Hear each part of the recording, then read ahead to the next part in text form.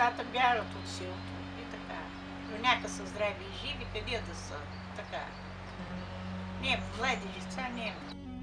Само ние си сме селени, чужди нема така на хора в селото. Само ние си сме.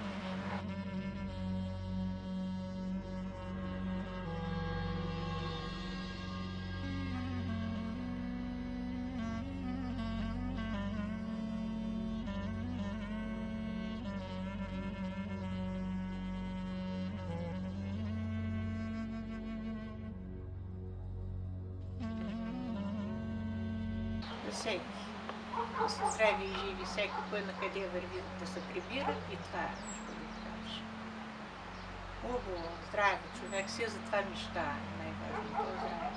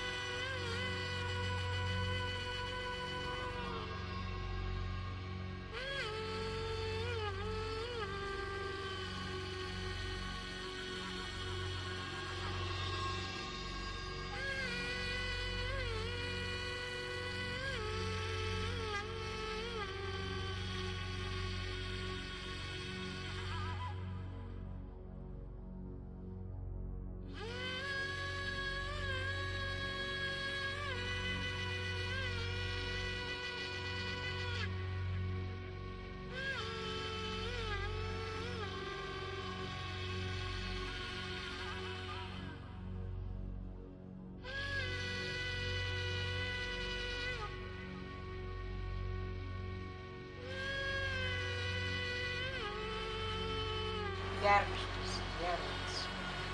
Всички си се обърнаха към черквата. Всички.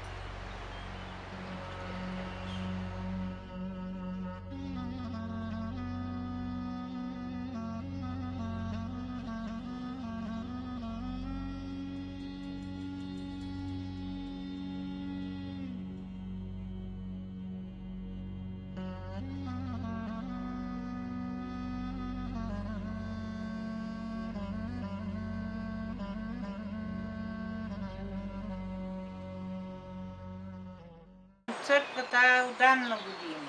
Години аз от дете помням, аз си е такава църква. От старите, от дядове, прадядове, църквата тогава стоя. И като гледаш и тогава са е правило, едни лепиди, що има вътре, всичко на гърба ги са носили хората.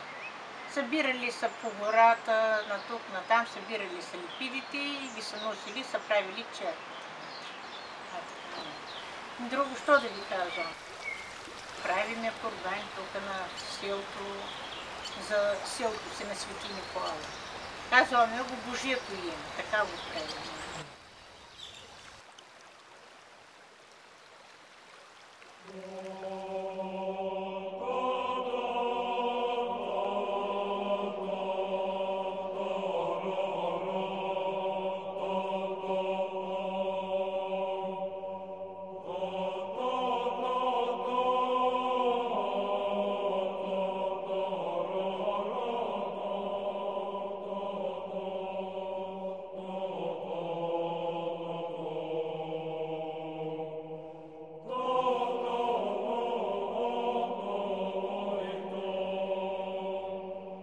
Чистиме, пенделата палиме, има си работа. Иска да се занимаваш, да си чистиш тук, все е като дома. Все едно те е къща, трябва да го гледаш. Иска да ти мисълко, да не е така замърси. Всяко как така. Трябва да са чисти, колко можем.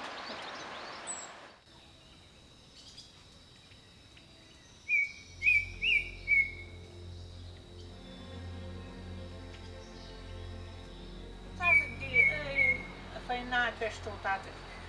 Бяхте ли там при нея в къщата? Били сте.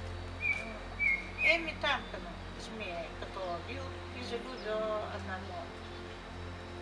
Залюбил момата и взима, като зарусява русинка и тръгнал, ние го казваме суда.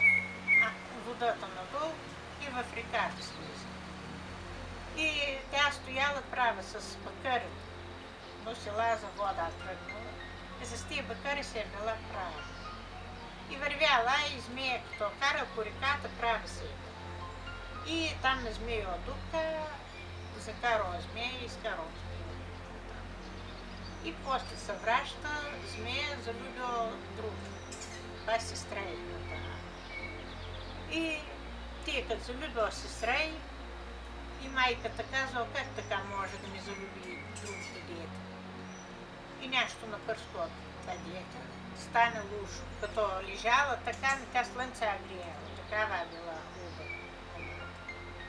И седна напърскали са с някаква вилка и станала